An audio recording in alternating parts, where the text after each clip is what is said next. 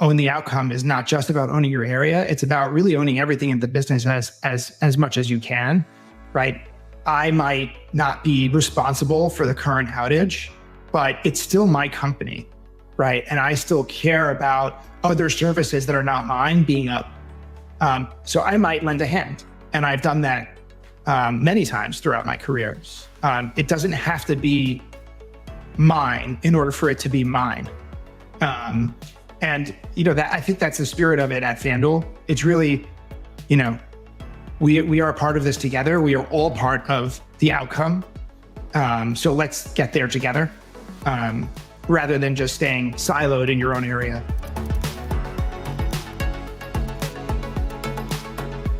Hey everyone, and welcome to Keep Moving Forward, the podcast from X Team for tech professionals who are passionate about growth, leadership, and innovation.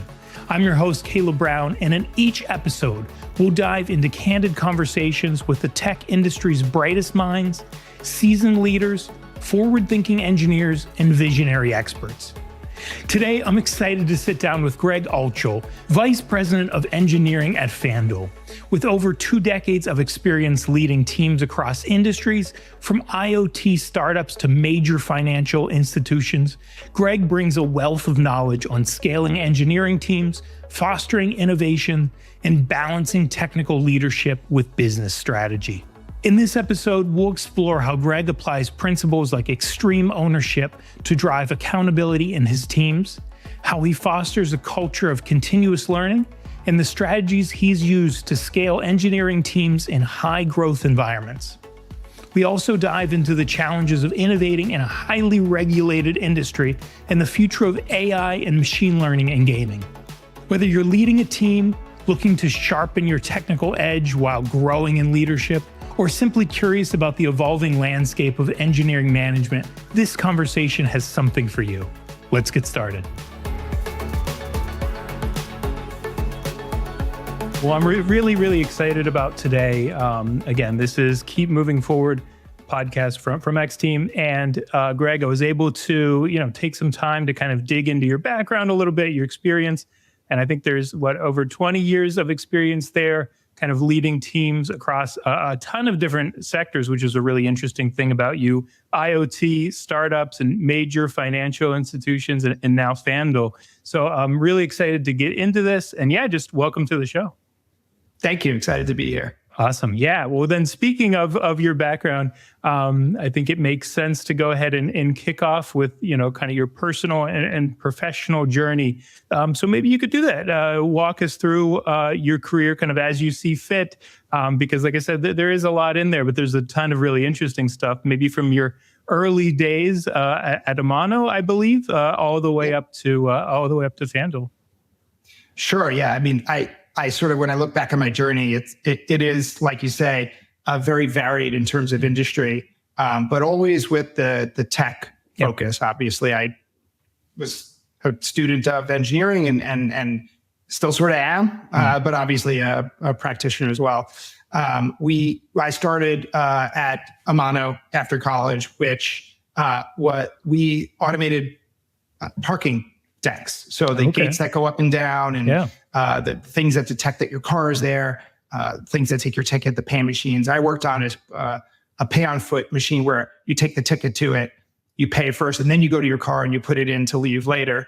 That was an interesting machine because it combined software and hardware, which software I had studied, but hardware I hadn't. It was a nice intro into the hardware space. I actually did a little bit of firmware coding there. And what's interesting about that is that it sort of comes back later in my career at Keenhome, where I did a bunch of hardware as well. But after Amano, I went into the financial services industry, FactSet first, and then BlackRock after that. Those are the two major firms that I worked at while I was in finance. While I was at BlackRock, I transitioned from software engineer to manager. And that's where I expanded my first team over to India. So I had my first sort of foray into launching and building a team abroad. After about 5 or so years at BlackRock, the itch to start my own thing kicked in again, because it's something that comes up over and over. But I decided for the first time to sort of leave big business and sort of take a stab at starting businesses on my own. And most of them were unsuccessful, as the story usually goes. But I did join Kingholm, not as a founder, but as their first software hire. And that's where I got back into the confluence of software and hardware.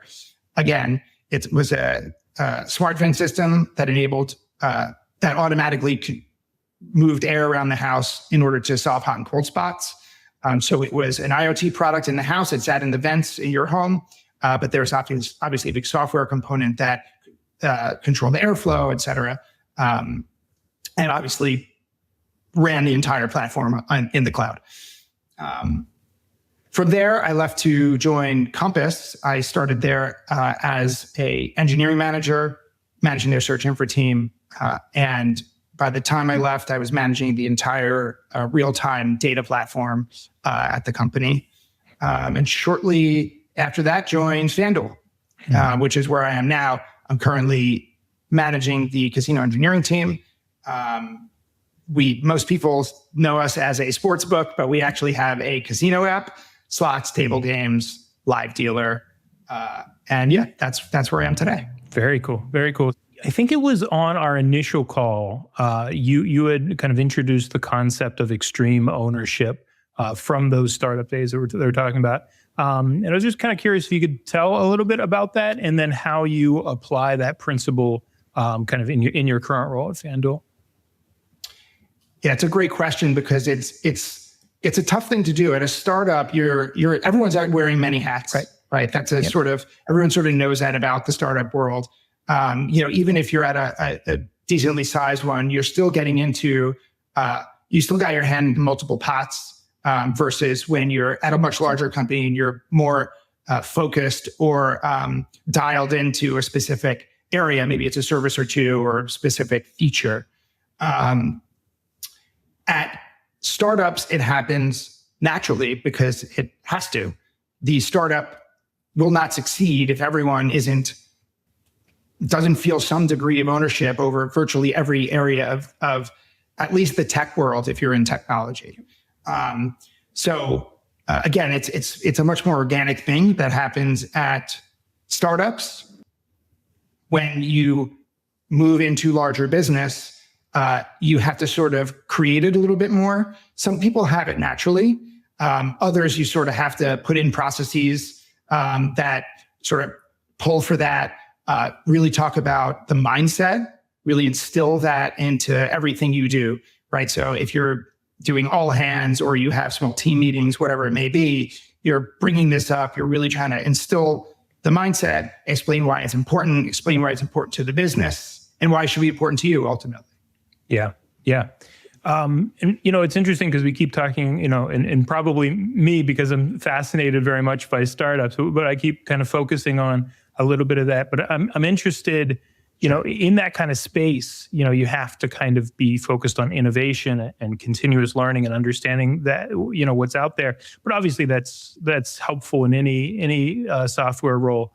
So I'm just kind of curious how you kind of foster that innovation and that continuous learning, within your actual engineering teams, in any kind of team, whether that's a startup kind of sized team or something larger that you're in now. So it's really interesting from your perspective, kind of how you sort of make sure the team is kind of fostering that culture overall. Yeah, the nice thing about technologists is that they tend to naturally gravitate towards staying on top of things. Yep.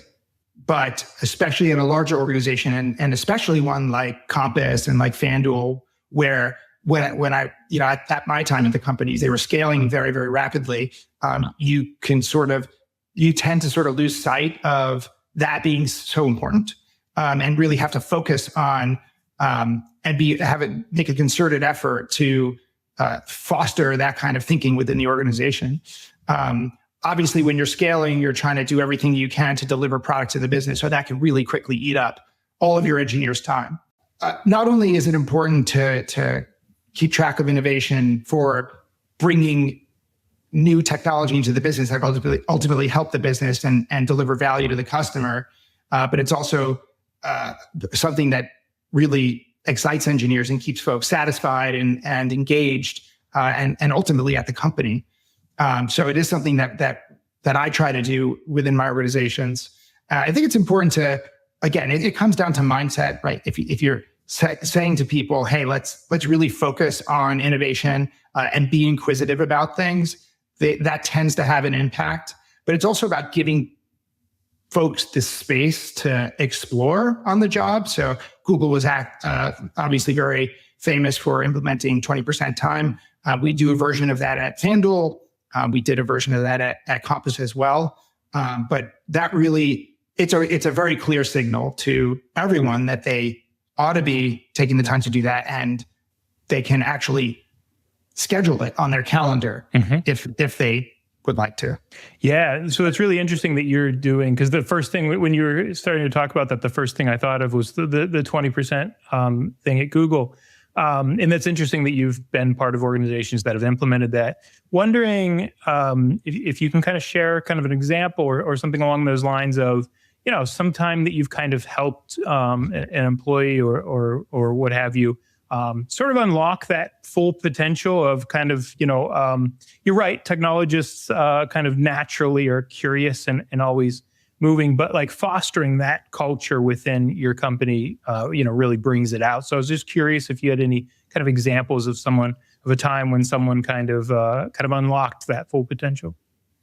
Yeah, so it's interesting because I actually just ran a session on Gen AI and ChatGPT, and it wasn't for engineers. It was for non-technical folks. And I think most people in my org will have some understanding or will have at least played with or potentially even use it daily in their job. But non-tech people, maybe not. They're not as plugged into what's new, what's going on in that space and how it can help them in their day-to-day. So I actually ran a session for those folks to help them understand what ChatGPT is good for, how they can use it. We went over some interesting prompts. We did some stuff that's related to work, some stuff that was just fun, like tell me a joke type things. Yeah. And sort of tried to gear it towards how they could use it in their day-to-day, right? How can I use ChatGPT to write an email? How can I get input on this idea that I have for a marketing campaign? And it really, you could see people light up. And it brings the innovation to the non-engineer, which is really interesting. And as an engineering leader, I think that that's part of my job is to empower and enable the entire organization to use the tools that are available, not just the engineers in my particular organization. Wanted to focus a little bit more on kind of scaling the engineering team side of things and talk about some of the key challenges that you faced when doing that scaling of engineering teams, and particularly in like a super high growth environment like FanDuel is. Yeah, it is really quite a challenge. One of the biggest factors that I think people don't consider when scaling a team is the impact on the current team. So building out a hiring ramp that can accommodate the hiring you need to do, but also making sure that people all they're doing isn't interviewing and training, right? There needs to be a balance. Obviously, the bigger the team gets, the easier that becomes because you have more people to do those things. But when you're going from small or medium to large, that becomes a real strain. You also need to take into account your talent acquisitions team's ability to sort of fill the hopper and get the interviews going. So that's something that we kept track of quite closely, both at FanDuel and at Compass.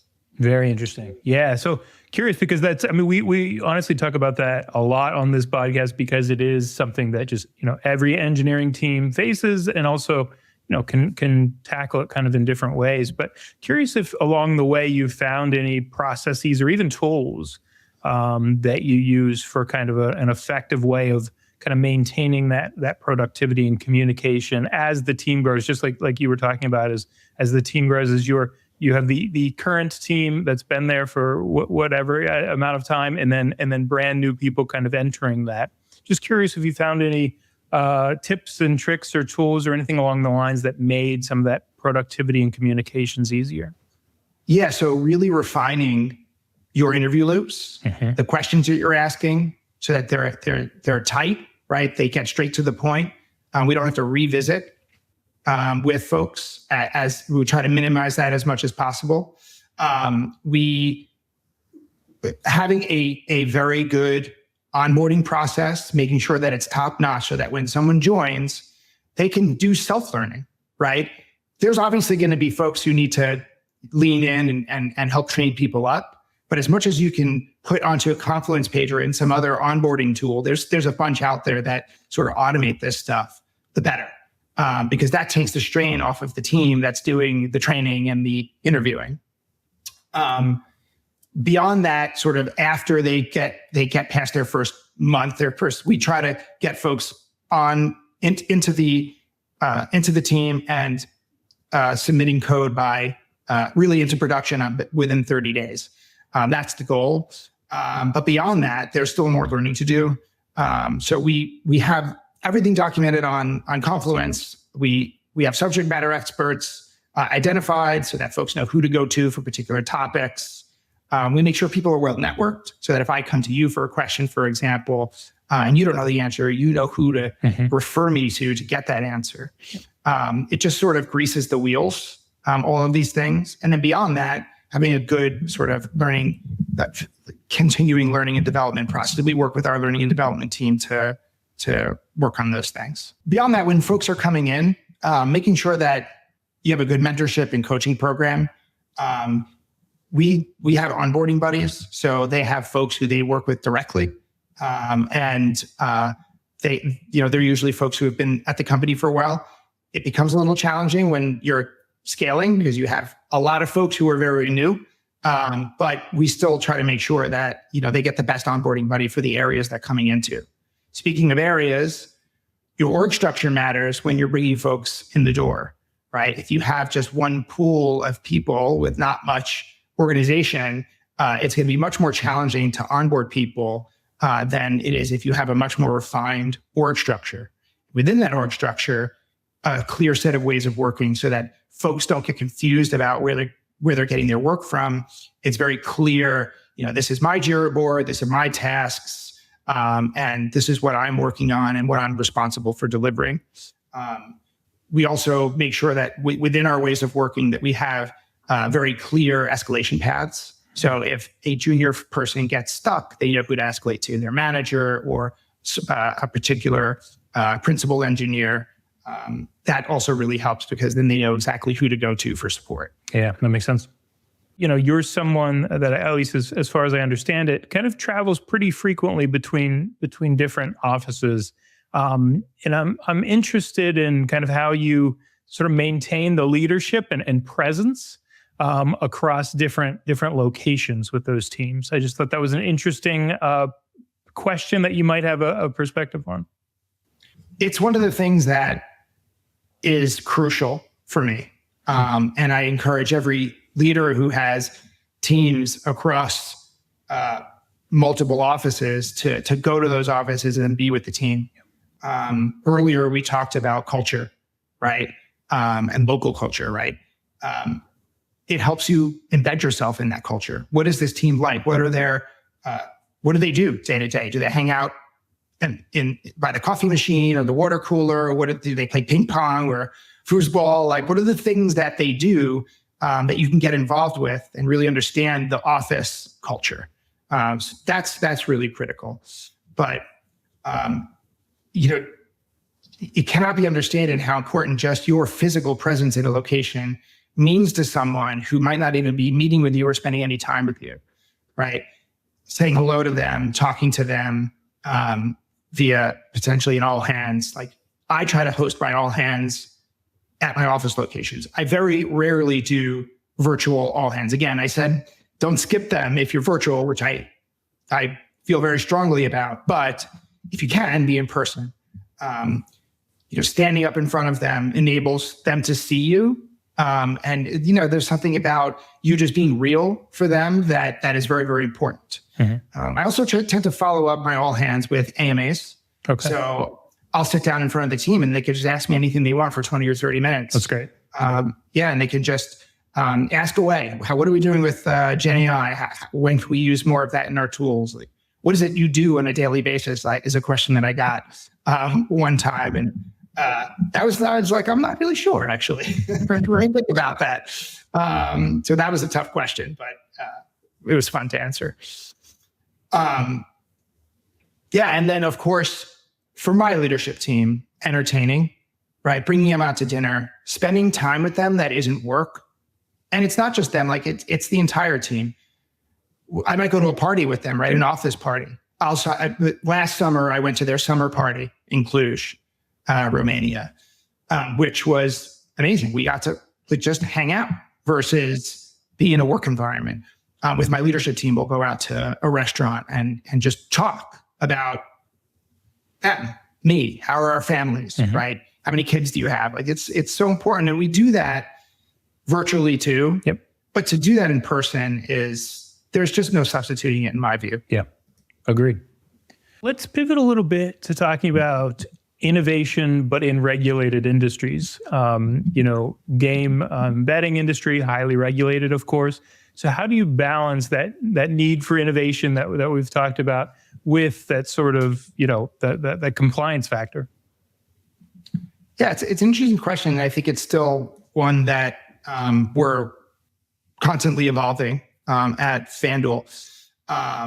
But, it's no different at FanDuel than it is at something like BlackRock, for example, which is also a very highly regulated industry. We try to push the envelope as much as we can. We try to think about things ahead of time. Okay, well, if we built this thing, would it be more or less compliant this way or that way? Right? Will it be compliant at all? Right? We try to answer those things as best we can ourselves. We also have obviously a legal team that we work with to help us navigate the regulatory environment, because ultimately, it's a complex sort of set of regulations that we are not equipped to sort of navigate ourselves. We try to get ahead of those things. So we are not going to build something that we are not sure has a very good chance of being approved by regulators. So we try not to get too far down the road without making sure that what we can build will actually be successfully delivered to customers. But I try, when it comes to innovation, I try to sort of, the compliance stuff comes a little later, right? I don't want to say what I don't want to do is say to the team, don't innovate because, we're not sure whether we even get approved, right? That's not the answer. The answer is go play. When you have something that you think can really be something, let's talk about it. But let's talk about it before you've done a ton of work on let's say, some exciting new product that, we're not sure we'll be able to get launched. Let's talk a little bit more about some more about kind of a different spin on the engineering leadership. What advice do you have for kind of tech folks, essentially tech leaders, making a transition to more of a business focused role? I know you always stayed technical, but I guess the question really is about sort of changing industries a bit, kind of pivoting a little bit, or maybe not pivoting, but kind of changing industries. Because I do believe that you've done that a little bit. I was just kind of curious about that. Maybe that's worded not ideal, but I think you probably get what I'm saying. In engineering, you don't really have much context or classical sort of education in business. And there are many people who obviously do. You can come at the technology side of business from, a business degree and probably, be much better equipped for that role. But that person would then need to understand the tech side. But I think reading, first of all, making you can find a lot of good information on the internet about the business side of tech and just the business side of business, right? Like, what is EBITDA, for example? You can Google that and get really good explanations of what that is. So if it's something that you hear and you're interested in it, you can go Google it and equip yourself that way. Don't let those moments go by where you hear a term that you're not familiar with, whether it's business or anything else, and not take the opportunity to research what that might be, especially if it's related to your business. I think as you move over to management, you start to get more and more of that as you get more and more senior. Mm-hmm. So then the question is, well, do I even want to be a manager, right? Yep. And that's really the first step, understanding what an engineering manager does, because resource planning for people's time is a lot like resource planning dollars, right? It's investments in both cases. So they're really quite similar. So just making the jump over to engineering manager and starting to do those things starts to help sort of develop that muscle, but in a way that is still very much technical. And then as you get more and more senior, you're going to get more and more of the business side of technology. It's going to be more about dollars than it is going to be about headcount or how people spend time. You never really shed that, at least not so far in my career, where I'm at. But you do start to sort of incorporate more of the business side of things just by doing. And of course, the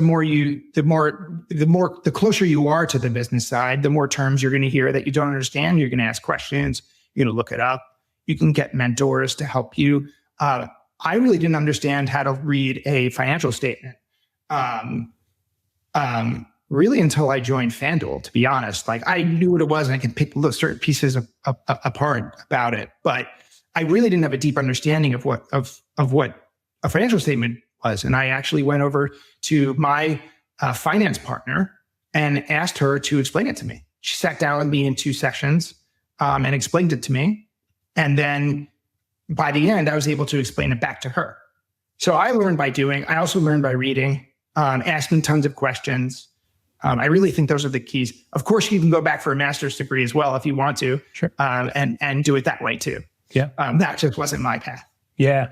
So this touches on my next question was going to be kind of how do you stay technically sharp while focusing on leadership responsibilities? But that really does, like you've covered a bit of that in reading and potential, education and things like that. But I'm even curious in kind of drilling in and talking about, like, even from a if you started out as a software developer and you moved into a position where you're doing more managing, again, we talked about how software developers and folks like that are interested and curious naturally and don't want to lose that. But I'm just curious if you do have any sort of tips along the way of making sure you don't how to not lose that technical edge while you're moving into other areas that might be business or leadership.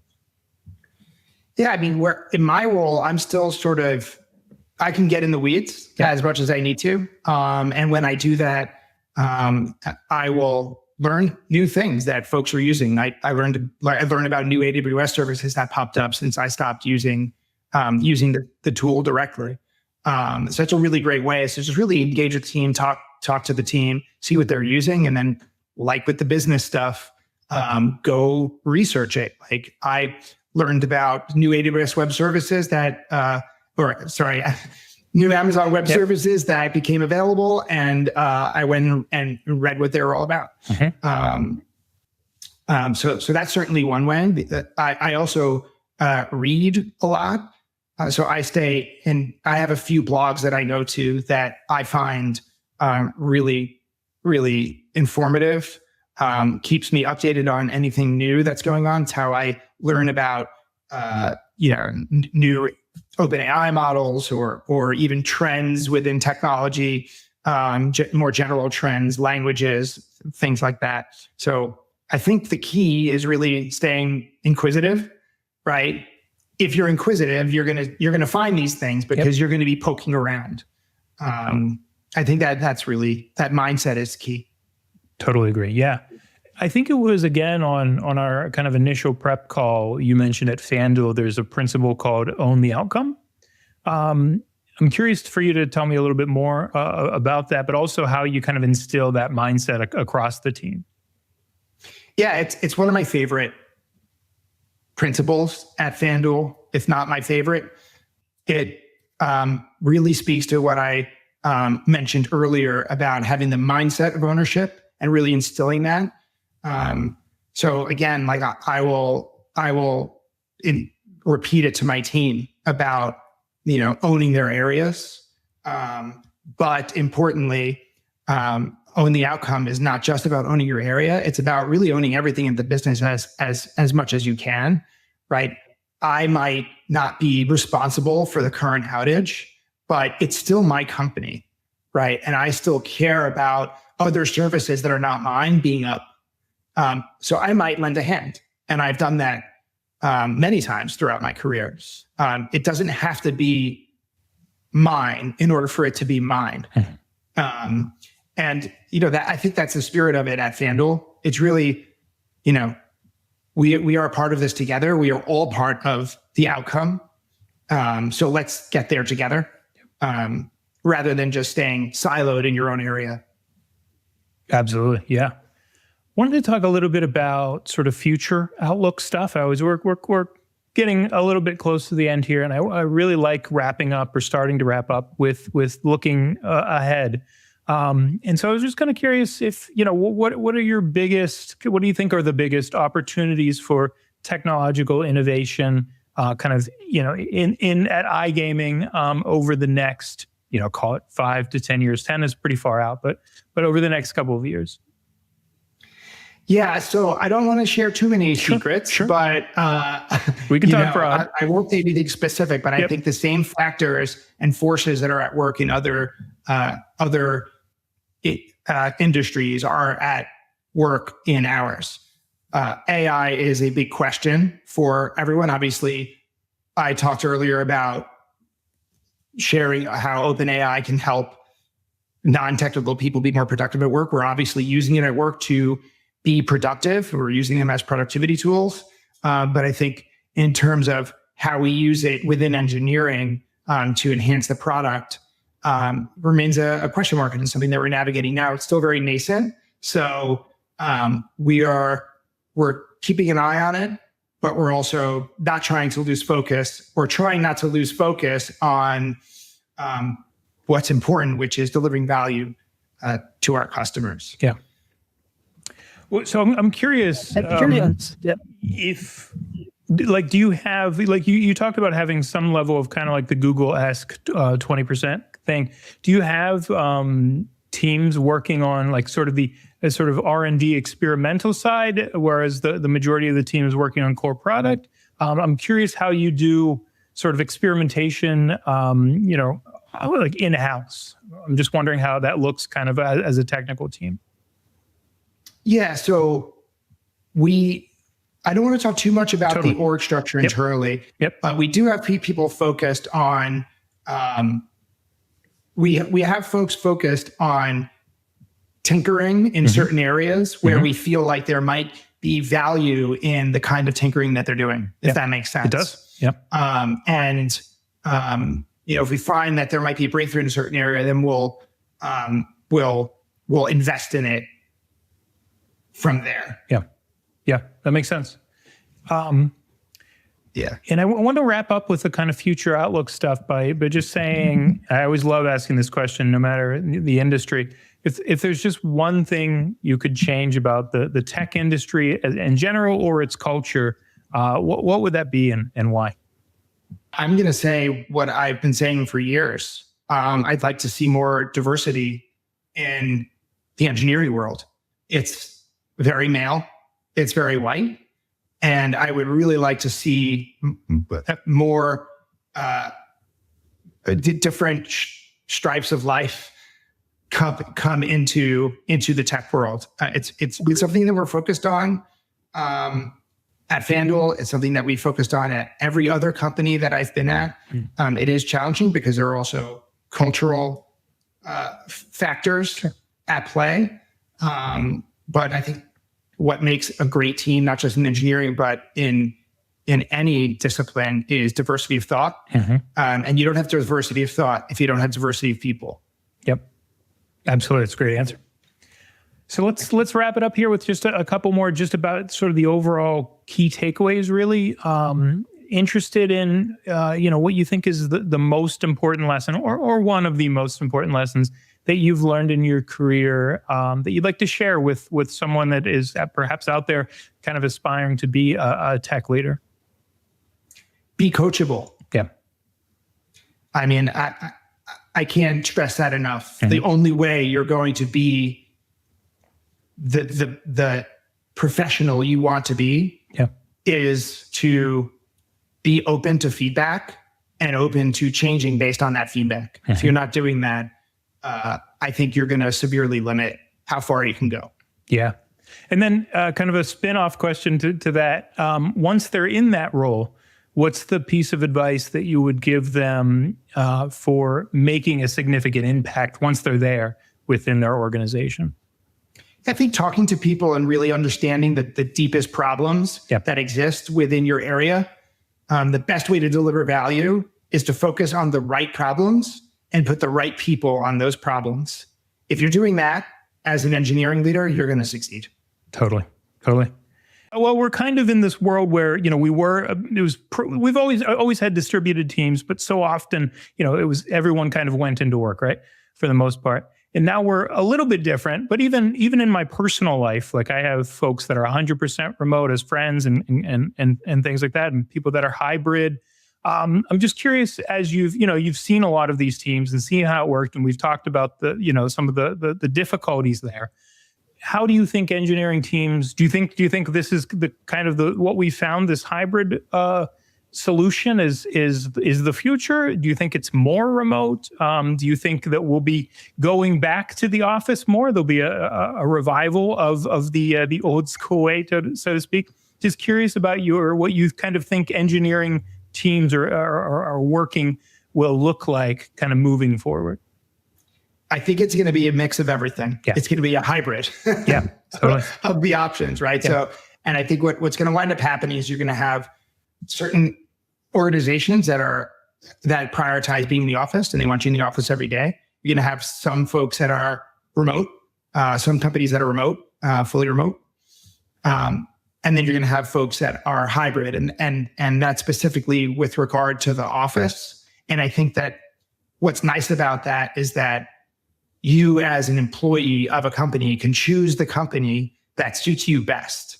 And I think that's really a wonderful thing. I didn't have that option up until recently. And, 18 years of my career, 18 years plus had been go to the office every day. There was long commutes. And now if I don't want to do that, I don't have to. Because, if the company that I'm at wants to bring me into the office, there's a company that I can go to that can work better with how I would like to work professionally and with my family. But I think that what shouldn't change is that even if you're fully remote, that, like I said earlier in the podcast, you got to get together still. Mm-hmm. It's just crucially important, even if you're fully remote, to make those connections in person. I can't stress that enough. 100%. And I think that's a good one to leave it on. So Gregg, thank you so much. This was really, really nice, really enjoyable. I learned a lot, and a lot of what you said was legit helpful in my world and my career. So I appreciate it. Awesome. Great chatting with you. Yeah. Thank you very much for having me. Of course. What a great conversation with Gregg about the intersection of leadership, innovation, and scaling teams in high-growth environments. One thing that really stood out to me was Gregg's perspective on extreme ownership and how it plays a critical role in fostering accountability across engineering teams. His approach to leadership isn't just about driving technical excellence. It's about creating a culture where every team member feels empowered to take initiative and contribute meaningfully. His insights on continuous learning, mentorship, and balancing innovation with compliance in a regulated industry were both practical and forward-thinking. And I loved hearing about his experience in scaling teams while maintaining a strong team culture, something every engineering leader can learn from. Thank you, Gregg, for sharing your journey from startups to FanDuel and for the thoughtful lessons on building teams and technologies that make an impact. And thank you to our listeners for being part of this conversation. It's stories like these that remind us why we keep moving forward. Join us next time for more insightful conversations with tech leaders who inspire us to grow, lead, and innovate.